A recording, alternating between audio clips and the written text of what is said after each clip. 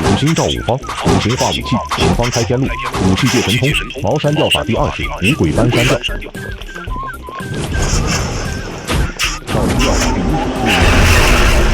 少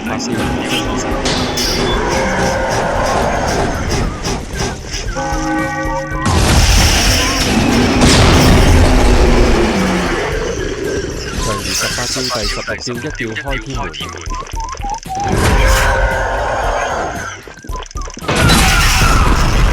飛天少林教。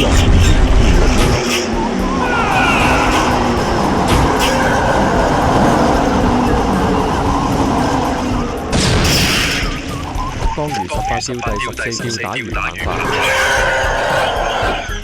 五星照五方，五行化武器，前方開天路，武器界神通，茅山教法第20。